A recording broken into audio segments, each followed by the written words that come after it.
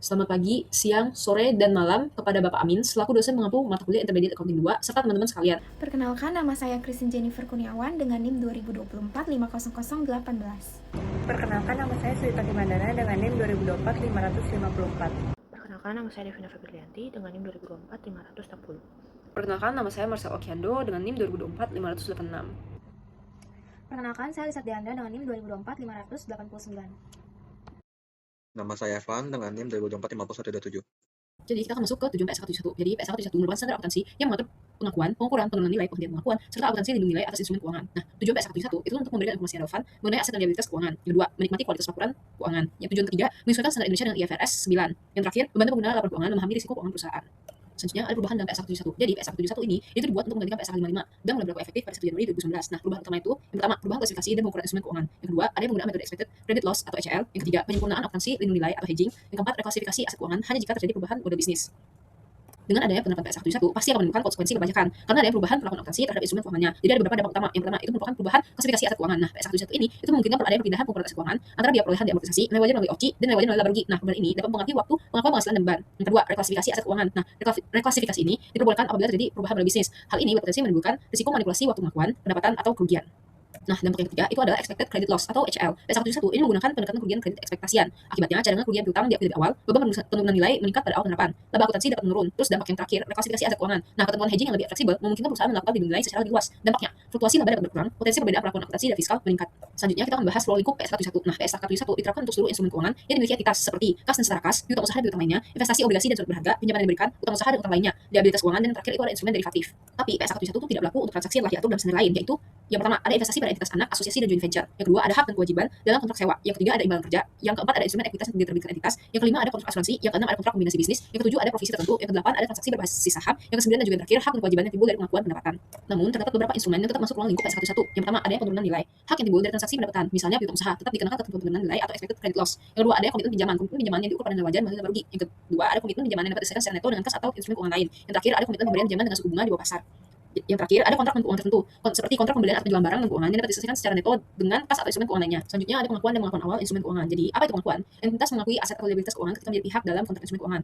Sedangkan pengakuan awal merupakan catatan pertama kali atas aset atau liabilitas keuangan. Pada saat pengakuan awal, entitas harus mengklasifikasikan instrumen keuangan sesuai dengan ketentuan PSK 1, terus menentukan dasar pengukuran yang sesuai. Selanjutnya ada pembelian dan penjualan regular aset keuangan. Jadi ada trade date accounting dan settlement date accounting. Apa bedanya? Trade date accounting itu merupakan pengakuan dilakukan pada tanggal transaksi, sedangkan settlement date accounting merupakan pengakuan dilakukan pada tanggal penyelesaian transaksi. Nah, contohnya pembelian obligasi, tanggal transaksinya itu 1 Januari, tanggal penyelesaiannya itu 5 Januari. Perusahaan wajib menerapkan metode yang dipilih secara konsisten. Selanjutnya ada penghentian pengakuan instrumen keuangan. Penghentian pengakuan adalah penghapusan aset atau liabilitas keuangan dari laporan posisi keuangan. Aset keuangan dihentikan pengakuannya jika yang pertama ada hak kontraktual atas arus kas berakhir. Yang kedua, aset keuangan dialihkan kepada pihak lain. Yang ketiga, risiko dan manfaat ekonomi secara substansial telah berpindah kepada pihak lain. Untuk materi selanjutnya akan dijelaskan oleh teman saya. Selanjutnya saya akan membahas mengenai penghentian pengakuan aset keuangan yang terdiri menjadi 4 macam. Yang pertama itu adalah pengalihan yang diakui sebagai penghentian pengakuan. Yang kedua itu adalah pengalihan yang tidak diakui sebagai penghentian pengakuan. Yang ketiga yaitu keterlibatan berkelanjutan atas aset alihan, dan yang terakhir atau yang keempat adalah keseluruhan pengalihan. Nah, kita masuk ke dalam penghentian pengakuan liabilitas keuangan, yang dimana entitas ini mengeluarkan liabilitas keuangan dari laporan posisi keuangan jika dan juga hanya jika liabilitas keuangan tersebut itu berakhir, dimana ketika kewajiban yang ditetapkan dalam kontrak dilepaskan atau dibatalkan dan juga kadaluarsa. Nah, pertukaran antara peminjam dan juga pemberi pinjaman ini atas instrumen utang dengan persyaratan yang secara substansial berbeda dicatat sebagai penghapusan liabilitas keuangan awal dan juga pengakuan liabilitas keuangan baru. Nah, modifikasi secara substansial ini atas ketentuan liabilitas keuangan dicatat sebagai penghapusan liabilitas keuangan awal dan juga pengakuan liabilitas keuangan baru.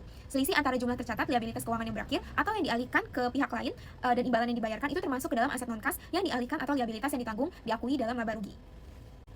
Selanjutnya saya akan membahas mengenai klasifikasi instrumen keuangan yang terdiri menjadi 3 macam. Yang pertama itu adalah untuk mengklasifikasikan aset keuangan, yang kedua liabilitas keuangan, dan yang ketiga adalah derivatif melekat. Nah, selanjutnya adapun klarifikasi dari aset keuangan, di mana entitas mengklarifikasikan aset keuangan sehingga setelah pengakuan awal aset keuangan yang diukur pada biaya perolehan yang diamortisasi, nilai wajar melalui penghasilan komprehensif lain ataupun nilai wajar melalui laba rugi dengan menggunakan 2 dasar utama, yaitu model bisnis entitas dalam mengelola aset keuangan dan juga karakteristik arus kas kontraktual dari aset keuangan. Nah, aset keuangan ini diukur pada biaya perolehan yang diamortisasi jika kedua kondisi berikut ini terpenuhi. Yang pertama itu adalah aset keuangan dikelola dalam modal bisnis yang bertujuan untuk memiliki aset keuangan dalam rangka mendapatkan arus kas kontraktual. Yang kedua adalah persyaratan kontraktual aset keuangan yang meningkatkan arus kas yang semata-mata itu dari pembayaran pokok dan juga bunga dari jumlah pokok terutangnya. Ketentuan-ketentuan dalam klasifikasi terdiri menjadi 5. Yang pertama itu adalah jumlah pokok adalah nilai wajar dari aset keuangan saat pengakuan awal. Yang kedua adalah bunga terdiri dari imbalan. Yang ketiga adalah nilai waktu atas uang. Yang keempat, risiko kredit terkait jumlah pokok terutang pada periode waktu tertentu. Dan yang kelima adalah risiko dan juga biaya peminjaman standar dan juga margin dari laba. Selanjutnya, adapun aset keuangan yang diukur pada nilai wajar melalui laba rugi kecuali diukur pada biaya perolehan yang diamortisasi sesuai dengan paragraf 4.1.2, yaitu adalah nilai wajar melalui penghasilan komprehensif lain sesuai dengan paragraf 4.1.2a. Reklasifikasi hanya dapat dilakukan jika entitas mengubah model bisnis untuk pengelolaan aset keuangan. Entitas tidak mengklasifikasi liabilitas keuangan. Pengubahan keadaan berikut bukan merupakan reklasifikasi sesuai dengan tujuan paragraf. Yang pertama ada item yang sebelumnya ada instrumen lindung nilai yang ditetapkan dan efektif dalam lindung nilai atas arus kas atau lindung nilai atas investasi netral tidak lagi memenuhi persyaratan lindung nilai. Yang kedua itu item yang kemudian menjadi instrumen lindung nilai yang ditetapkan dan efektif dalam lindung nilai atas arus kas atau lindung nilai atas investasi netral dan yang terakhir itu perubahan dalam pengukuran. Berikutnya ada pengukuran awal kecuali untuk piutang dagang dalam lingkup paragraf 513 aset keuangan dan liabilitas keuangan yang tidak diukur pada nilai wajar melalui laba rugi. Pada saat pengakuan awal, entitas mengukur aset keuangan atau liabilitas keuangan pada nilai wajar ditambah atau dikurangi biaya transaksi yang terkait langsung dengan perolehan atau penertiban aset keuangan atau liabilitas keuangan. Jika nilai aset keuangan atau liabilitas keuangan pada saat pengakuan awal berbeda dari harga transaksinya, maka entitas menerapkan paragraf PP 15.12a. Jika entitas menggunakan akuntansi tanggal penyelesaian untuk aset yang setelah pengakuan awal diukur pada biaya perolehan diamortisasi, maka aset tersebut diakui pertama kali pada nilai wajar pada tanggal transaksi. Pengakuan selanjutnya setelah pengakuan awal, entitas mengukur aset keuangan sesuai klasifikasi aset keuangan. Yang pertama itu ada biaya perolehan diamortisasi, yang kedua ada nilai wajar melalui penghasilan komprehensif lainnya, dan nilai wajar melalui laba rugi. Entitas menerapkan persyaratan penurunan nilai di bagian 55 untuk aset keuangan yang diukur pada biaya perolehan diamortisasi dan aset keuangan yang diukur pada nilai wajar melalui penghasilan komprehensif lainnya. Entitas menerapkan persyaratan akuntansi lindung nilai untuk aset keuangan yang diterapkan sebagai item lindung nilai.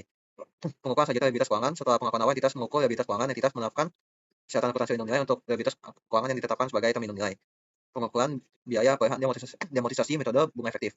Jadi pendapatan bunga itu menggunakan metode bunga efektif, yaitu dengan menerapkan suku bunga efektif atas jumlah tercatat bruto aset keuangan kecuali untuk yang pertama aset keuangan yang dibeli atau berasal dari aset keuangan memburuk, dan yang kedua itu ada aset keuangan yang tidak dibeli atau berasal dari aset keuangan memburuk tapi selanjutnya menjadi aset keuangan memburuk. Pengukuran biaya perolehan diamortisasi, modifikasi arus kas kontraktual saat arus kas kontraktual atas aset keuangan dinegosiasi atau dimodifikasi dan dinegosiasi atau modifikasi tersebut tidak menghasilkan penghentian pengakuan aset keuangan sesuai dengan pernyataan ini. Entitas menghitung ulang jumlah tercatat bruto aset keuangan dan mengakui keuntungan atau kerugian yang timbul dari modifikasi dalam bagi jumlah tercatat bruto keuangan dihitung ulang sebagai nilai kini dari arus kas kontraktual yang telah dinegosiasi atau dimodifikasi yang didiskontokan dengan bunga efektif awal aset keuangan, atau jika dapat diterapkan efisi bunga efektif dihitung biaya atau pendapatan jasa yang terjadi mengubah jumlah tercatat aset yang telah dimodifikasi dan diamortisasi selama sisa jangka waktu aset keuangan modifikasian tersebut. Penghapusan, entitas langsung mengurangi jumlah tercatat bruto dari aset keuangan ketika entitas tidak memiliki perkiraan wajar untuk memberikan aset keuangan secara keseluruhan atau secara parsial. Penghapusan merupakan kejadian penghentian pengakuan. Dan yang terakhir penurunan nilai. Pengakuan kerugian kredit ekspektasian menentukan peningkatan risiko kredit secara signifikan. Aset keuangan yang dimodifikasi, aset keuangan yang dibeli atau berasal dari aset keuangan memburuk, pendekatan yang disederhanakan untuk piutang dagang, aset kontrak dan piutang sewa, dan yang terakhir pengakuan kerugian kredit ekspektasian. Oke, selanjutnya saya akan bahas tentang pengukuran kerugian kredit ekspektasian. Jadi, entitas mengukur kerugian kredit ekspektasian dari instrumen keuangan dalam suatu cara yang mencerminkan pertama ada jumlah tidak bias dan ada probabilitas setimbang yang tentukan dengan mengevaluasi serangkaian kemungkinan dapat terjadi. Yang kedua ada nilai waktu dan uang.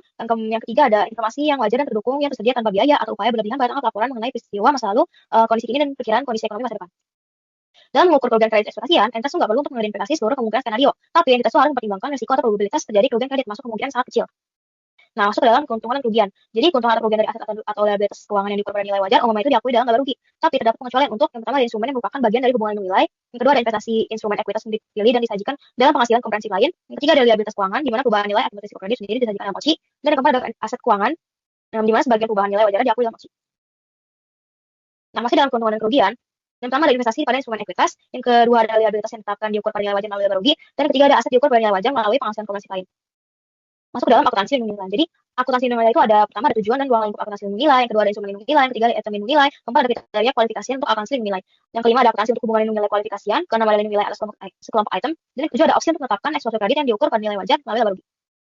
Nah, apa sih tujuan dan ruang lingkup akuntansi lindung nilai? Pertama ada akuntansi lindung nilai itu bertujuan untuk menunjukkan dampak aktivitas manajemen risiko dalam laporan keuangan ketika entitas itu menggunakan instrumen keuangan untuk mengelola risiko yang dapat mempengaruhi laba rugi. Jadi itu pendekatan ini membantu pengelola laporan keuangan memahami tujuan, konteks, dan dampak dari aktivitas lindung nilai tersebut. Nah, untuk lindung nilai wajar atau fair value hedge atas exposure suku bunga pada portofolio aset atau liabilitas keuangan, entitas dapat menerapkan ketentuan akuntansi lindung nilai yang diatur dalam PSAK 55. Nah, instrumen lindung nilai itu ada pertama ada derivatif yang diukur pada nilai wajar melalui laba rugi, dapat ditetapkan sebagai instrumen lindung nilai kecuali beberapa written option. Yang kedua ada aset atau liabilitas keuangan non derivatif yang diukur pada FVTPL, dapat menjadi instrumen lindung nilai juga. Lalu ada akuntansi lindung nilai tapi hanya kontrak dengan pihak eksternal terhadap entitas pelapor yang dapat ditetapkan sebagai instrumen lindung nilai. Nah, pada umumnya instrumen yang memenuhi syarat harus ditetapkan seluruhnya sebagai instrumen lindung nilai. Namun terdapat beberapa pengecualian. Pertama ada kontrak opsi, yang kedua ada kontrak forward, yang ketiga ada proporsi tertentu dan instrumen misalnya 50% dari nilai normal. Penetapan item lindung nilai. Jadi, entitas itu dapat menetapkan seluruh item atau hanya komponen tertentu sebagai item lindung nilai. Nah, komponen yang dapat ditetapkan sebagai item lindung nilai itu ada apa aja sih? Yang pertama ada komponen risiko spesifik, yang kedua ada satu atau lebih arus kas kontraktual, yang ketiga ada komponen jumlah nilai nominal. Nah, jika item lindung nilai merupakan perakiraan transaksi, maka transaksi tersebut harus memiliki kemungkinan besar untuk terjadi. Akuntansi nilai antar entitas dalam sekelompok usaha hanya diperkenankan dalam laporan keuangan individual atau laporan keuangan sendiri. Tidak diperkenankan dalam laporan keuangan konsolidasian, juga tidak berlaku untuk laporan keuangan konsolidasian entitas. Pengakuan kerugian kredit ekspektasian. Entitas mengaku defisit kerugian untuk kredit ekspektasian pada keuangan itu. Pertama, keuangan dalam aplikasi, kedua, keuangan menurut view kepada membaca melalui koji, dan view satu sembah. Lalu ada kontrak atau komitmen, pinjaman dan konsisten dengan entitas sendiri menetapkan syarat menurut nilai untuk mengakukan dan penggunaan emisi kerugian untuk aset keuangan yang dilakukan pada yang wajib melalui silang komprehensif lain atau emisi kerugian diakui dalam silang komprehensif lainnya dan tidak memenuhi jumlah tercatat aset keuangan dalam laporan sisi keuangan. Dan selanjutnya mengaku dalam pengakuan kredit ekspektasian ada tanggung laporan, entitas mengaku pengisian kerugian instrumen keuangan sejumlah kerugian kredit ekspektasian. Dan sepanjang umurnya jika risiko kredit atas instrumen keuangan tersebut telah meningkat secara signifikan sejak pengakuan awal. Nah, tujuan dari persyarat pengenaan nilai adalah untuk mengakui kerugian kredit ekspektasian sepanjang umurnya atas semua instrumen keuangan yang telah mengalami peningkatan risiko kredit secara signifikan sejak pengakuan awal, baik ini secara individu atau kolektif. Lalu, jika tanggal pelaporan risiko kredit atas instrumen keuangan tersebut tidak meningkat secara signifikan sejak pengakuan awal, entitas mengaku pengisian kerugiannya untuk instrumen keuangan tersebut sejumlah kerugian kredit ekspektasian itu 12 bulan. Selanjutnya, menentukan peningkatan risiko kredit secara signifikan. Nah, fokusnya itu kembali bukan pada usaha kerugian kredit ekspektasi yang terjadi, melainkan pada perubahan kemungkinan gagal bayar selama umur instrumen keuangan. Nah, entitasnya sendiri memandang risiko gagal bayar pada tanggal pelaporan dengan tingkat risiko gagal bayar saat instrumen pertama kali diakui. Nah, dalam laporan penilaian, entitas harus mempertimbangkan seluruh informasi yang relevan, bacaan dapat didukung dan tersedia untuk biaya maupun supaya yang dilakukan.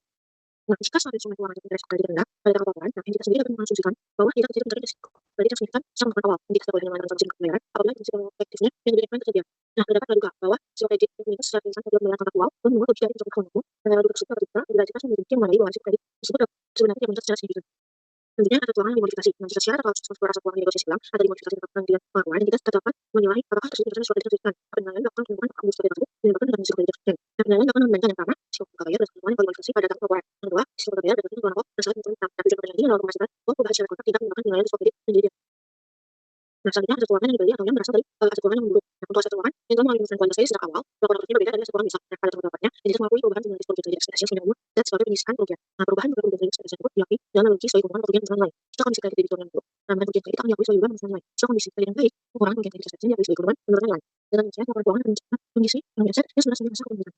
Selanjutnya, pendekatan yang disederhanakan untuk digunakan aset kontrak dan piutang sewa. Nah, entitas selalu mengukur kondisi kerugian kredit ekspektasi sepanjang umurnya. Untuk yang pertama, pendekatan untuk aset kontrak yang dihasilkan dari transaksi yang masuk dalam program PSK, pendekatan tidak menunggu komponen biaya signifikan sesuai dengan PSK, pendekatan atau mengalami komponen biaya signifikan sesuai PSK. 10 tentang pendekatan, jika entitas memiliki kebijakan dan mengukur kondisi kerugian sejumlah kerugian kredit ekspektasi sepanjang umurnya. Yang kedua, piutang sewa yang dihasilkan dari transaksi dalam PSK sewa, jika entitas memiliki kebijakan dan mengukur kondisi kerugian sejumlah kerugian kredit ekspektasi sepanjang umurnya, kebijakan tersebut dikenakan untuk seluruh piutang sewa. Tapi dapat juga ditetapkan secara terpisah untuk piutang sewa pembiayaan dan piutang sewa operasi. Nah, entitas sendiri dapat memiliki kebijakan fungsi piutang sewa dan aset kontrak secara terpisah atau dengan yang lainnya. Item lindung nilai, penetapan item lindung nilai. Entitas dapat menetapkan suatu item secara keseluruhan atau komponen dari suatu item sebagai item lindung nilai dalam hubungan lindung nilai. Entitas hanya dapat menetapkan jenis-jenis komponen berikut. Yang pertama, komponen risiko yang dapat ditetapkan sebagai item lindung nilai adalah perubahan arus kas atau nilai wajar yang berasal dari risiko tertentu. Sepanjang risiko tersebut dapat diidentifikasi secara terpisah dan diukur secara andal, termasuk risiko perubahan harga atau variabel tertentu atau risiko sepihak. Yang kedua, satu atau lebih arus kas kontraktual yang dipilih. Yang ketiga, komponen dari jumlah nominal, yakni bagian tertentu dari jumlah suatu item. Kriteria kualifikasian untuk akuntansi lindung nilai. Jadi itu ada 3 syarat untuk kriteria kualifikasian di akuntansi lindung nilai. Yang pertama itu hubungan lindung nilai yang terdiri dari instrumen lindung nilai yang memenuhi syarat dan item lindung nilai yang memenuhi syarat. Yang kedua, pada awalnya hubungan lindung nilai terdapat penetapan dokumentasi formal atas hubungan lindung nilai dan tujuan manajemen risiko entitas dan strategi pelaksanaan lindung nilai. Dokumentasi tersebut juga mencakup identifikasi instrumen lindung nilai, item lindung nilai, sifat risiko yang dilindungi nilai, dan bagaimana entitas akan menilai apakah hubungan lindung nilai memenuhi persyaratan efektivitas lindung nilai termasuk analisis sumber dari ketidak-efektifisian lindung nilai dan bagaimana menentukan risiko lindung nilai. Yang ketiga itu hubungan lindung nilai memenuhi syarat persyaratan efektivitas lindung nilai berikut ini. Yang pertama, terdapat hubungan ekonomi antara item lindung nilai dengan instrumen lindung nilai. Pengaruh risiko kredit yang tidak mendominasi perubahan nilai yang dihasilkan dari hubungan ekonomi tersebut, dan rasio lindung nilai dari hubungan lindung nilai adalah rasio yang sama dari rasio kuantitas item lindung nilai yang secara aktual dilindungi nilai dan kuantitas instrumen lindung nilai yang secara aktual digunakan entitas untuk melindungi nilai sejumlah kuantitas item lindung nilai tersebut. Akan tetapi, penetapan item lindung nilai dan instrumen ini tidak boleh menimbulkan ketidakseimbangan yang menyebabkan ketidakefektifan lindung nilai dan menghasilkan pencatatan akuntansi yang tidak sesuai dengan tujuan akuntansi lindung nilai. Lalu ada akuntansi untuk penghubungan lindung nilai kualifikasi yang 1. Yang pertama itu lindung nilai atas nilai wajar, yang kedua lindung nilai atas arus kas, yang ketiga lindung nilai investasi neto dalam kegiatan usaha luar negeri. Yang keempat, akuntansi untuk nilai waktu dari opsi, yang kelima akuntansi untuk elemen forward dari kontrak dan basis spread mata uang asing dari instrumen keuangan. Akuntansi untuk hubungan lindung nilai kualifikasi yang 2. Entitas menerapkan akuntansi lindung nilai untuk hubungan lindung nilai yang memenuhi kriteria kualifikasi termasuk keputusan entitas untuk menetapkan hubungan lindung nilai. Terdapat 3 jenis hubungan lindung nilai. Yang pertama adalah nilai atas nilai wajar. Lindung nilai terhadap eksposur perubahan nilai wajar dari aset atau liabilitas yang diakui dan komitmen yang belum diakui atau komponen dari item tersebut yang diatribusikan pada risiko tertentu dan mempengaruhi laba rugi. Lindung nilai atas arus kas.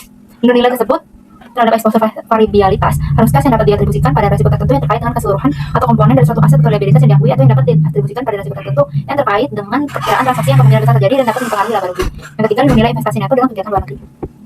Lindung nilai atas kelompok item itu ada kelayakan dari kelompok item sebagai item lindung nilai, penetapan komponen dari jumlah nominal, penyajian, dan posisi neto nihil. Opsi untuk menetapkan exposure kredit yang diukur pada nilai wajar melalui laba rugi. Kelayakan exposure kredit untuk penetapan pada nilai wajar melalui laba rugi. Akuntansi exposure kredit ditetapkan pada nilai wajar melalui laba rugi. Sekian presentasi dari kelompok kami. Terima kasih.